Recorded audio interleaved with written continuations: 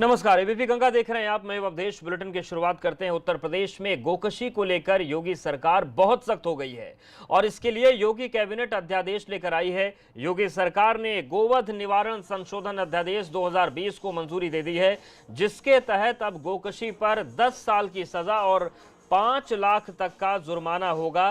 पहले की तुलना में अब इन नियमों को काफी सख्त कर दिया गया है। तो लगभग 64 साल पुराना जो कानून था गोकशी रोकने के लिए, गो तस्करी रोकने के लिए, उसमें अब योगी सरकार ने कदम उठाया है, अध्यादेश लेकर आई है। यूपी गोवध निवारण अध्यादेश 2020 को कैबिनेट की मंजूरी मिल गई है। पहली बार कोई राज्य सरकार इतना सख्त कानून लेकर आई है और 3 से 10 साल तक की जेल की सजा होगी, 3 से 5 लाख तक का जुर्माना होगा। दोबारा अपराध करने पर सजा का प्रावधान दोगुना रहेगा, दोगुनी सजा दी जाएगी और अभियुक्तों के नाम, फोटोग्राफ चस्पा किए जाएंगे, पोस्टर लगाए जाएंगे। और एक अहम बात और भी है कि पकड़े जाने पर जेल जाना ही पड़ेगा। जमानत आसान इसलिए नहीं है क्योंकि जो 7 साल की सजा थी उसको 10 कर दिया गया, अपराध गैर जमानती हो गया है। गाड़ी से अगर गोमांस निकलता है तो उसको जब्त किया जाएगा। बरामद गाय के जो भरण पोषण है उसका खर्च भी देना पड़ेगा और गोवंश अंगभंग पर 1 साल की सजा है, 1 लाख तक का जुर्माना है। अब तक गोवंश को नुकसान पहुंचाने पर सजा नहीं थी, लेकिन अब ये स्थापित कर दिया गया है। पर तस्वीरें कितनी बदलेंगी, ये अपने आप में सवाल बना हुआ है।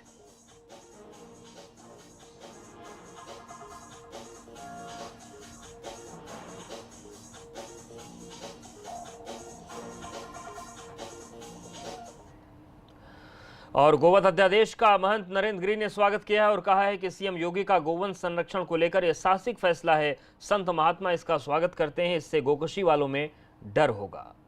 आदित्यनाथ जी ने एक जो फैसला लिया, गौवध निवारण अध्यादेश,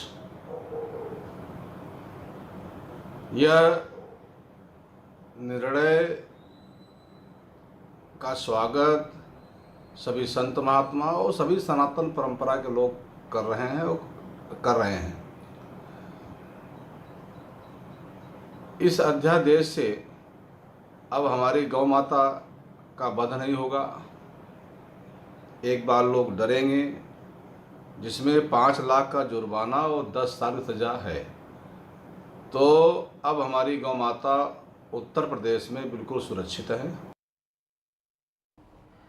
तो अखाड़ा परिषद के अध्यक्ष महंत नरेंद्र गिरी को आप सुन रहे थे। उनका कहना था कि पूरा जो सनातनी है वो गोवंश की रक्षा में लगे हैं, लेकिन ये जो अध्यादेश आया है इससे गो तस्करी और गोकशी करने वालों के मन में भय आएगा, डर आएगा और इससे गोवंश का संरक्षण बेहतर तरीके से हो पाएगा।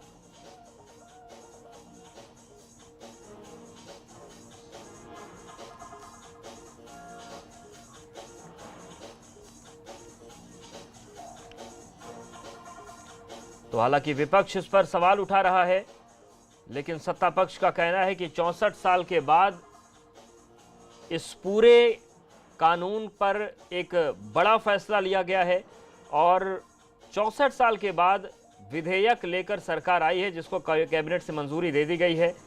दूसरी तरफ जो संत समाज है उन्होंने भी इसका स्वागत किया है और काफ़ी सख्त प्रावधान किए गए हैं। पहली बात तो ये कि जो 7 साल तक की सज़ा होती थी उसे बढ़ाकर 10 साल कर दिया गया। इसका असर ये होगा कि 7 साल की सज़ा के मामले में जमानत मिल जाया करती थी, ये लोग फिर से अपराध करते थे। लेकिन चूंकि अब अपराध की अधिकतम सीमा 10 साल हो गई है, ऐसे में ये अपराध गैर जमानती हो गया है, जमानत मिलना ही मुश्किल हो जाएगा। ऐसे में जो गौ तस्करों के या फिर गोवंश को मारने वाले जो लोग थे उनका जो हौसला था वो निश्चित तौर से टूटेगा। और यही नहीं, अगर गोवंश को अंगभंग किया, उनको शारीरिक नुकसान पहुंचाया, तो पहले कोई ऐसा प्रावधान नहीं था रोकने का, लेकिन अब सजा का प्रावधान कर दिया गया है। योगी सरकार ने वादा किया था पहले हम आएंगे तो हम शेल्टर होम बनाएंगे। शेल्टर होम अभी तक बने नहीं। गाय माता बेचारी रोड पे बैठी हैं। रोड पे बैठे बैठे इस लॉकडाउन में हज़ारों गाय माता की मौत हो गई। भूखी प्यासी बेचारी वो इस दुनिया से चली गई। तब तो योगी सरकार जागी नहीं, योगी सरकार ने उसके बारे में कुछ किया नहीं। तो मैं तो योगी सरकार से यही पूछूंगा कि आप अपनी कानून तो बनाते हो, आप बातें तो करते हो, पालन आप कितना करते हो। गौ माता के लिए शेल्टर अभी तक नहीं बना। गौ माता कहाँ है? गौ माता बेचारी, जो मैं पूछना चाहता हूँ योगी सरकार से, जो गौ माता जो रास्ते में कूड़ा खा के जिनकी मौत हो रही है, उसकी जिम्मेदारी भी भारतीय जनता पार्टी सरकार को लेनी चाहिए। तब तो मुझे। और जब यह अध्यादेश आया तो दूसरी तरफ आगरा से एक तस्वीर भी आ गई जो सवाल उठाती है, जहां एक भूखे गोवंश को पीट पीट कर मौत के घाट उतार दिया गया। घूमने वाले बछड़े ने जैसे ही पालतू गाय का चारा खाया तो भड़के हुए लोग उस पर टूट पड़े। घटना एतमाद दौला इलाके की है। ये पूरी घटना सीसीटीवी कैमरे में कैद हो गई, जिसके बाद पुलिस ने दोनों आरोपियों को गिरफ्तार करके जेल भेज दिया है। लेकिन आप तस्वीर देखिए, और इन तस्वीरों को देखने के बाद कानून व्यवस्था के साथ ही साथ आपका भरोसा इंसानियत से भी उठ जाएगा कि कुछ इंसान ऐसे भी हमारे आपके बीच घूमते हैं जो शक्ल से और शरीर से इंसान तो हैं, लेकिन इनका मन इतनी वहशियत से भरा हुआ है, ये इतने क्रूर हैं कि इनको अपने इंसान होने का इल्म भी नहीं रहता। अब देखिए, एक बछड़ा जो पालतू जानवर का भूसा खाने चला गया, चारा खाने चला गया, उसको इस तरीके से पीटा गया कि उसकी मौत हो गई। तो एक तरफ गोकशी पर अध्यादेश है और दूसरी तरफ अध्यादेश के साए में एक भूखे बछड़े की मौत। आगरा में सॉल्वर गैंग की तलाश तेज कर दी गई है। पुलिस के रडार पर 30 से ज्यादा सॉल्वर आए हैं। मध्य प्रदेश दिल्ली के रहने वाले आरोपी हैं। पुलिस सेना टीटी परीक्षा में ये सॉल्व करते थे। अब 30 से ज्यादा सॉल्वर पुलिस की रडार पर हैं। पुलिस इन्हें तलाश कर रही है। आगरा में सॉल्वर गैंग की तलाश तेज कर दी गई है और पुलिस के रडार पर 30 से ज्यादा सॉल्वर हैं। मध्य प्रदेश दिल्ली के रहने वाले आरोपी हैं। पुलिस सेना टीटी परीक्षा में ये पेपर सॉल्व करते थे। पुलिस अब इनकी सरगर्मी से तलाश कर रही है।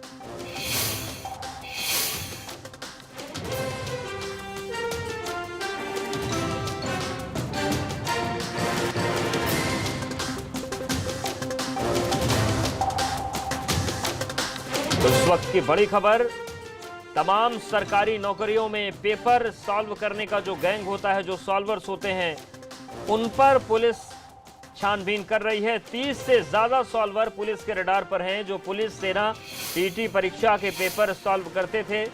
और आगरा में सॉल्वर गैंग की तलाश तेज हो गई है। पुलिस के रडार पर 30 से ज्यादा सॉल्वर हैं जिन्हें मध्य प्रदेश और दिल्ली के रहने वाले जो आरोपी हैं इनको पुलिस तलाश कर रही है।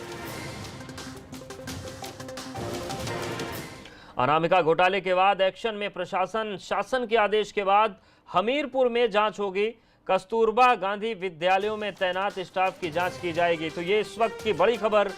अनामिका घोटाले के बाद एक्शन में प्रशासन है। शासन के आदेश के बाद हमीरपुर में जांच होगी। कस्तूरबा गांधी विद्यालयों में तैनात स्टाफ की जांच की जाएगी।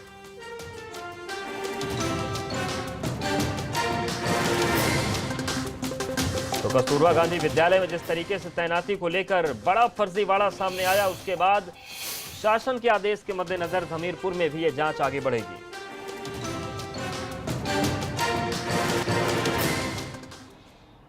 अनामिका घोटाले के बाद शासन प्रशासन एक्शन मोड में आ गया है, जिसके बाद श्रावस्ती में भी फर्जी अध्यापकों का भंडाफोड़ हो गया, जहां पर 6 अध्यापक पकड़े गए जो फर्जी कागजात के जरिए नौकरी कर रहे थे।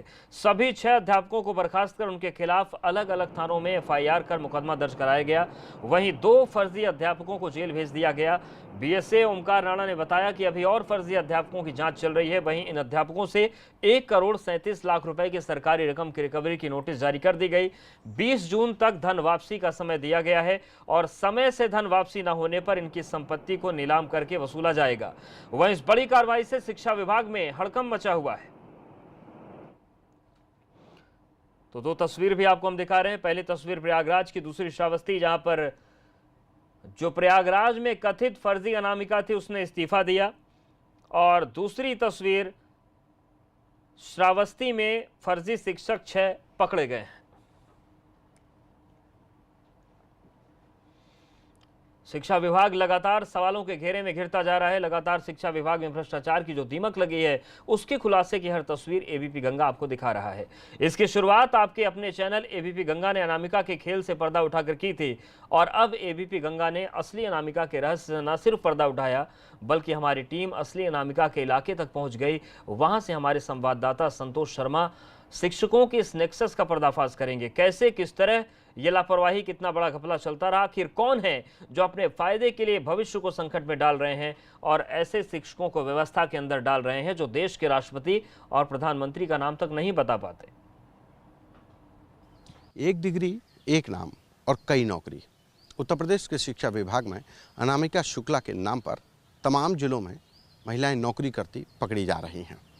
जो असली अनामिका शुक्ला हैं वो आज भी बेरोजगार हैं और वो गोंडा की रहने वाली हैं। कल असली अनामिका शुक्ला गोंडा के बीएसए दफ्तर पहुंची। उन्होंने अपने दस्तावेज दिए और इस बात की लिखित शिकायत कोतवाली गोंडा में भी की कि उनके जो दस्तावेज हैं, उनके जो डॉक्यूमेंट्स हैं, जो एजुकेशनल सर्टिफिकेट्स हैं, उनका मिसयूज़ हुआ है। ये अलग बात है कि 20 घंटे से ज़्यादा का वक्त बीतने को आ रहा है, लेकिन अभी तक कोतवाली में अनामिका शुक्ला, जो असली अनामिका शुक्ला हैं, जिनके डॉक्यूमेंट्स का मिसयूज़ हुआ है, उसमें कोई एफआईआर नहीं दर्ज हुई है। अनामिका शुक्ला की इस तहरीर पर अब गोंडा पुलिस को एफआईआर दर्ज न करने के पीछे जो दलील दी जा रही है कि जिला बेसिक शिक्षा अधिकारी जब अपनी जांच रिपोर्ट देंगे कि असली अनामिका शुक्ला के डॉक्यूमेंट्स का मिसयूज़ हुआ है, तभी एफआईआर दर्ज होगी। उत्तर प्रदेश में शिक्षा विभाग का ये अब तक का सबसे अनूठा और बड़ा फर्जीवाड़ा है कि एक नाम पर तमाम जिलों में लोग नौकरी कर रहे हैं, लाखों रुपए सैलरी के तौर पर उनके खातों में जमा हुए, लेकिन जो असली शख्स है वो आज भी बेरोजगार है। और अभी भी गोंडा पुलिस को इस पूरे मामले में एफआईआर दर्ज करने का इंतजार है। कैमरा पर्सन मेहदी हसन के साथ संतोष कुमार, एबीपी गंगा। अनामिका घोटाले में जालसाजों के फर्जीवाड़े की परत दर परत खुलती जा रही है। जिसका अनामिका के दस्तावेजों से सारा फर्जीवाड़ा हुआ वो खुद बेरोजगार है। इस पूरे मामले पर एबीपी गंगा की टीम ने ग्राउंड जीरो पर जाकर बीएसए से पूरे मामले पर बात की। उत्तर प्रदेश में अनामिका शुक्ला के नाम पर शिक्षा विभाग में एक बड़ा फर्जीवाड़ा सामने आया है। कल गोंडा के अनामिका शुक्ला, जो असली अनामिका शुक्ला बताई जा रही हैं, वो यहाँ पर बेसिक शिक्षा अधिकारी के दफ्तर पहुंची थी। हमारे साथ बात करने के लिए बीएसए गोंडा इंद्रजीत जी हैं, उनसे बात करेंगे। सर, कल वो आई थी, क्या एप्लीकेशन दिया, क्या उनकी दलील थी, क्या कह रही थी? जी, कल आकर के उन्होंने एप्लीकेशन दिया, अपने मूल डॉक्यूमेंट्स के साथ उपस्थित हुई थी। उसकी एक छाया प्रति भी है। तो उन्होंने ये बताया कि मुझे मीडिया के माध्यम से, अखबारों के माध्यम से ये पता चला है। तो जब रोल नंबर छपा मेरा, तो मुझे लगा कि नहीं, ये तो मेरा ही नाम है। नहीं तो वो अभी तक कन्फ्यूजन की स्थिति अनामिका शुक्ला कई भी हो सकती हैं, क्योंकि मैनपुरी का नाम आ रहा था, इसलिए तो निश्चिंत थी। तो जब उन्हें ये पता चला तो वो मेरे पास उपस्थित हुई और उन्होंने ये बताया और लिख के भी दिया कि मैंने कभी नौकरी कर रही थी, ना वर्तमान में कर रही हूँ। तो इसमें जो भी मेरे नाम से नौकरी कर रहा है, मेरी डिग्री को दुरुपयोग कर रहा है, निश्चित रूप से टोटल फर्जी है। ये जो उनके डॉक्यूमेंट्स कहीं और मिसयूज़ हुए, तो कहाँ से हुए? उन्होंने कभी काउंसलिंग में, कभी वो इसमें भर्ती के लिए अप्लाई किया था? जी, उनके द्वारा जो अवगत कराया गया, लिखित रूप में भी दिया गया। उन्होंने ये भी कहा कि मेरे पास उसकी रजिस्ट्री की जो है छाया प्रति भी है। तो उन्होंने कहा कि मैं 2017 में जो है 5 जनपदों में विज्ञान शिक्षिका के लिए कस्तूरबा गांधी विद्यालयों में आवेदन किया था। वो जनपद है जौनपुर, सुल्तानपुर, मिर्ज़ापुर, बस्ती और लखनऊ। तो उनको शंका यही है कि मेरे डॉक्यूमेंट्स जो है वहीं से कहीं से लिए गए, फ़ोटोकॉपी, उसी से डुप्लीकेसी करके डॉक्यूमेंट्स बना करके विभिन्न लोगों द्वारा उस पर नौकरियां की जा रही हैं। क्या लग रहा अभी तक प्राइमा फेसी कि ये किस तरीके से ये पूरा फर्जीवाड़ा किया गया? किस तरीके से जो लोग थे, जिन लोगों ने ये पूरा रैकेट चलाया, फ्रॉड किया, उन लोगों ने किस तरीके से इसको अंजाम दिया होगा? अब डुप्लीकेसी है मार्कशीट की कि कहीं फ़ोटो स्टेट लग गई होगी हाथ में, क्योंकि अनामिका ने आवेदन भी किया है, तो इसलिए फ़ोटो स्टेट मिलना बहुत आसान है कि कहीं से मिल गया होगा, किसी का हाथ लग गया, कोई मोबाइल से फ़ोटो खींच लिया गया, उसके स्कैनिंग करके डुप्लीकेसी करके बना लिया गया है। और उसको जो चूँकि नंबर अच्छे थे और थोड़ा सा महिला शिक्षिकाएँ विज्ञान और गणित में कम मिलती हैं कस्तूरबा गांधी के लिए, तो निश्चित रूप से वो नंबर देख करके जो है उसका दुरुपयोग कर लिया। हमारे साथ बीएसए गोंडा, जिन्होंने कहा, माना भी है, और जो अभी तक उनको भी लग रहा है कि जो रैकेट है, जिसने एक नाम, एक डिग्री और कई नौकरी का ये पूरा फर्जीवाड़ा किया है, वो पूरे शिक्षा विभाग के सिस्टम को समझते हैं और उसी सिस्टम की खामियों का उन्होंने फ़ायदा उठाया। कैमरा पर्सन मेहदी हसन के साथ संतोष कुमार, एबीपी गंगा। और इस वक्त की बड़ी खबर का रुख करते हैं। 69,000 शिक्षक भर्ती मामले में सुनवाई आज होगी। भर्ती पर स्टे के खिलाफ होगी सुनवाई। हाईकोर्ट की लखनऊ बेंच में सुनवाई होगी। राज्य सरकार ने विशेष अपील दाखिल की थी। तो ये इस वक्त की बड़ी खबर है 69,000 शिक्षक भर्ती मामले में आज सुनवाई है और भर्ती पर स्टे के खिलाफ सुनवाई होगी। हाईकोर्ट की लखनऊ बेंच में ये सुनवाई होनी है। राज्य सरकार ने विशेष अपील दाखिल की थी।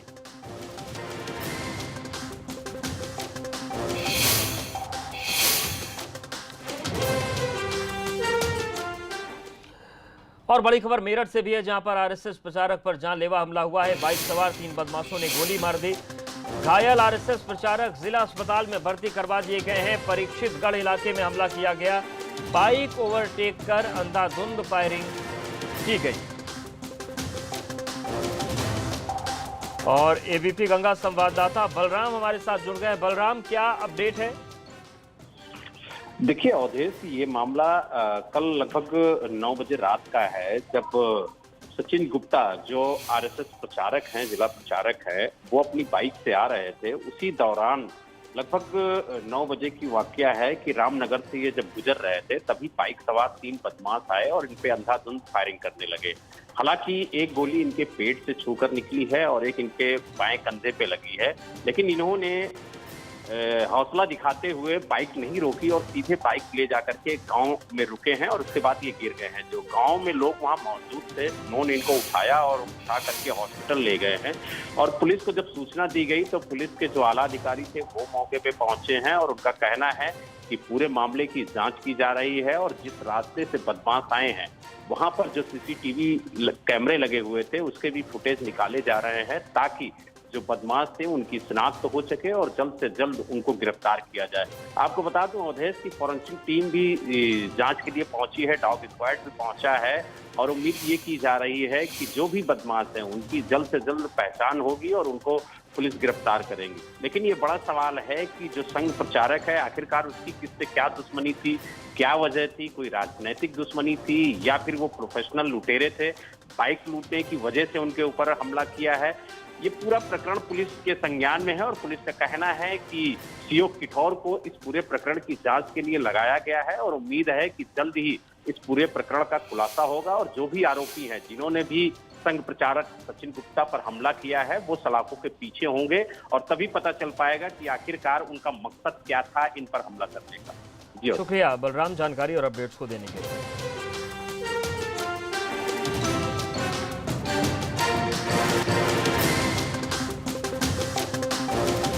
तो परीक्षितगढ़ इलाके में हमला किया गया था। बाइक ओवरटेक कर अंधाधुंध फायरिंग की गई। बड़ी खबर मेरठ से, जहां पर आरएसएस के प्रचारक पर जानलेवा हमला कर दिया गया। बाइक सवार 3 बदमाशों ने गोली मार दी।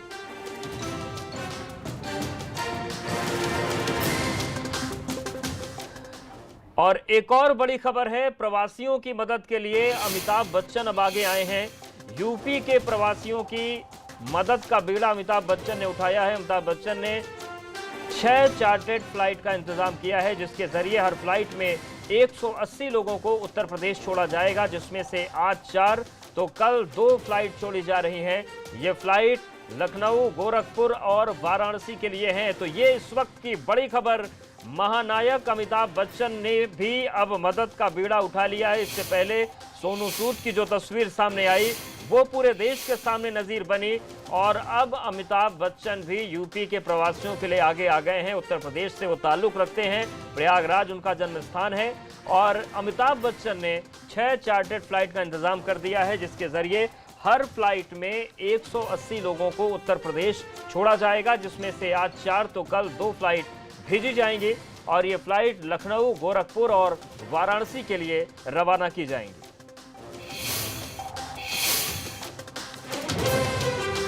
तो इस वक्त की बड़ी और अहम खबर, महाराष्ट्र में जिस तरीके से राजनीति हुई, महाराष्ट्र सरकार ने कहा कि हमें लिस्ट नहीं मिल रही। उत्तर प्रदेश की तरफ से कहा गया कि वो प्रवासियों को उनके हाल पर छोड़ रहे हैं। इन सबके बीच सबसे पहले बॉलीवुड अभिनेता सोनू सूद ने बसों के जरिए लोगों को भेजना शुरू किया और अब उत्तर प्रदेश से जुड़े हुए जो प्रवासी हैं उनकी मदद के लिए अमिताभ बच्चन आगे आए हैं और उन्होंने 6 चार्टर्ड फ्लाइट का इंतजाम किया है। आज 4 विमान उड़ान भरेंगे, कल 2 विमान उड़ान भरेंगे और देखिए जो फ्लाइट भेजी जा रही है, जो प्रवासी आ रहे हैं उनकी भी तस्वीर हम आपको दिखा रहे हैं और बाकायदा उनका कटआउट भी लगा दिया गया है। देखिए ये तस्वीर हम आपको एयरपोर्ट की दिखाएंगे। विशेषज्ञों ने ये पाया है श्री अमिताभ बच्चन जी द्वारा फ्लाइट का आयोजन ये कटआउट एयरपोर्ट पर लगाया गया है और 6 फ्लाइट्स जो हैं, और देखिए केवल फ्लाइट्स ही नहीं बल्कि खाने पीने के पूरे इंतजाम भी किए गए हैं। 6 विमान उड़ान भरेंगे, आज 4 विमान जबकि कल 2 विमान उड़ान भरेंगे। अमिताभ बच्चन ने मिशन मिलाप शुरू किया है और लखनऊ के लिए भी विमान सेवा शुरू की गई है, जिसके जरिए हर फ्लाइट में 180 लोगों को उत्तर प्रदेश छोड़ा जाएगा। आज 4 फ्लाइट तो 2 फ्लाइट कल जाएंगी। इसमें वाराणसी, गोरखपुर, लखनऊ ये 3 शहर हैं जहां पर फ्लाइट जाएंगी। लखनऊ, गोरखपुर, वाराणसी और प्रयागराज 4 शहरों में फ्लाइट भेजी जाएगी। 6 फ्लाइट शुरू होंगी और जानकारी मिल रही है कि पटना के लिए भी फ्लाइट का इंतजाम किया गया है। तो यूपी के लिए 6 चार्टर्ड विमान अमिताभ बच्चन ने दिए हैं और इसे मिशन मिलाप का नाम दिया है। और देखिए एयरपोर्ट की तस्वीर भी हम आपको दिखा रहे हैं, लोगों को वहां पर पहुंचाया जा रहा है, खाने पीने की सामग्री दी जा रही है। अमिताभ बच्चन का कटआउट भी वहां पर लगाया गया है और अमिताभ बच्चन ने मिशन मिलाप के नाम से ये पूरा ऑपरेशन शुरू किया है। प्रवासियों की मदद के लिए महानायक अमिताभ बच्चन आ गए हैं। उत्तर प्रदेश के प्रवासियों की मदद के लिए अमिताभ बच्चन ने 6 चार्टर्ड फ्लाइट का इंतजाम किया है। आज 4 विमान यूपी के लिए उड़ेंगे जबकि कल 2 विमान उड़ान भरेंगे। अमिताभ बच्चन की तरफ से मिशन मिलाप शुरू किया गया है। और अगर हम फ्लाइट्स की बात करें तो ये लखनऊ, गोरखपुर, प्रयागराज, वाराणसी जाएंगी। पटना भी फ्लाइट भेजी जाएगी, ये भी जानकारी मिल रही है। और हर फ्लाइट में 180 लोगों को भेजा जाएगा। तो ये मिशन मिलाप अमिताभ बच्चन ने शुरू किया है।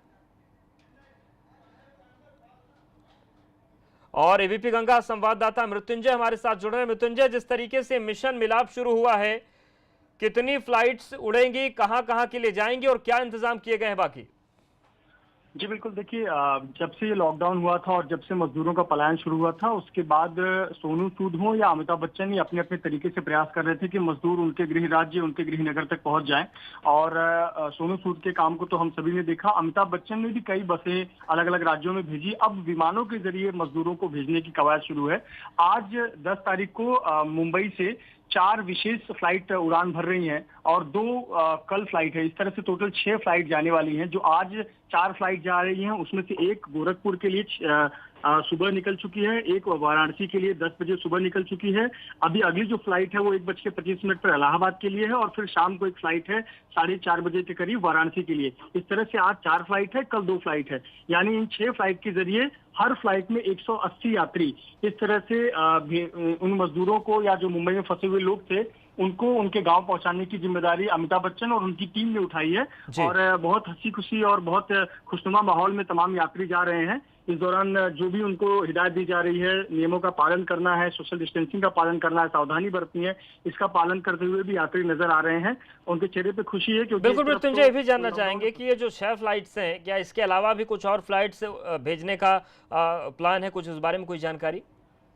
देखिए, उनकी टीम का कहना है कि हम पूरे प्रयास में लगे हुए हैं कि जितना ज्यादा संभव हो सके वो पूरा करेंगे। लेकिन चूंकि इसमें कई लोगों की इजाजत लेनी होती है, फ्लाइट अरेंज होने चाहिए, विमान की व्यवस्था होनी चाहिए और इसलिए प्रयास जारी रहता है। जैसे ही कंफर्मेशन हो जाता है कि 4 फ्लाइट तैयार हो चुकी है या 6 फ्लाइट तैयार हो चुकी है, उस हिसाब से यात्रियों को भेजा जाता है। इनका कहना है कि आगे भी तैयारियां की जा रही हैं, लेकिन जब तक अप्रूवल ना मिल जाए, विमान तैयार है नहीं है, सरकार की इजाजत मिल गई है नहीं है, तब तक कोई भी आधिकारिक तौर पर इसकी जानकारी साझा नहीं करते। बिल्कुल मृत्युंजय, सवाल ये भी है कि जिस तरीके से प्रवासियों के लिए फ्लाइट का इंतजाम किया गया, उन लोगों को कैसे संपर्क किया? लोगों ने संपर्क किया था अमिताभ बच्चन से या अमिताभ बच्चन ने लोगों को चुना? कैसे इन लोगों तक पहुंचे? जी देखिए, अमिताभ बच्चन और उनकी जो पूरी टीम है उस टीम ने एक समूह बनाया हुआ है मिशन मिलाप करके, जिसमें जिसकी जो नजर रखने वाली बात है वो सुहेल करके खंडवानी नाम के व्यक्ति हैं और उनका एक ट्रस्ट है। साथ ही साथ राजेश यादव करके हैं, मैनेजिंग डायरेक्टर हैं जो अमिताभ बच्चन कॉर्पोरेशन लिमिटेड के, और साबिर सैयद। ये 3 लोग हैं जो कोऑर्डिनेट करते हैं और देखते हैं कि उनके इलाके में कितने मजदूर फंसे हुए हैं। जो भी मजदूर जाकर किसी नजदीकी दरगाह में, मंदिर में कहीं पर नाम लिखवाते हैं या खाने के लिए आते हैं, उनसे पूछा जाता है कि आप कहाँ फंसे हुए हैं, कहाँ जाना है। इस तरह से एक लिस्ट तैयार की जाती है और जब उदाहरण के तौर पर मान लीजिए कि लगभग 150 लोग या 200 लोग तैयार हो गए बनारस जाने के लिए, जी। तो उनकी व्यवस्था की जाती है और उस फ्लाइट से 180 लोगों को बनारस के लिए भेजा जाता है। तो इस तरह से कोऑर्डिनेशन का काम है। अमिताभ बच्चन की जो टीम है, ये सभी मिलकर मिशन मिलाप के तहत ये काम कर रहे हैं। शुक्रिया मृत्युंजय, हमारे साथ जुड़ने के लिए, जानकारी देने के लिए। तो अमिताभ बच्चन ने भी अब सोनू सूद के बाद ये जिम्मा उठा लिया है कि जो लोग महाराष्ट्र में फंसे हैं, उत्तर प्रदेश नहीं जा पा रहे हैं या अपने घर नहीं जा पा रहे हैं, उनके लिए इंतजाम किया जाए। और देखिए तस्वीर भी हम आपको दिखा रहे हैं, ससम्मान सभी को भेजा जा रहा है, फ्लाइट से भेजा जा रहा है। एक फ्लाइट में 180 लोग सवार होंगे। अभी तक 6 विमान के इंतजाम किए गए हैं और जैसा कि संवाददाता मृत्युंजय बता रहे थे कि जो उनकी टीम है वो लगातार कोशिशों में लगी है कि ज़्यादा से ज़्यादा लोगों को भेजा जा सके, लेकिन अभी तक 6 विमान भेजने के अप्रूवल मिले हैं और जिन लोगों को भेजा जा रहा है उन्हें लखनऊ, वाराणसी, प्रयागराज, गोरखपुर भेजा जाएगा। इसके साथ ही साथ पटना भी भेजा जाएगा, ये भी जानकारी मिल रही है।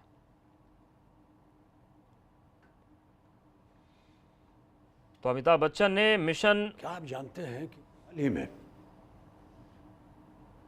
मिलाप शुरू किया है और मिशन मिलाप के जरिए प्रवासियों को उत्तर प्रदेश भेजा जाएगा। और इस बुलेटिन में फिलहाल इतना है।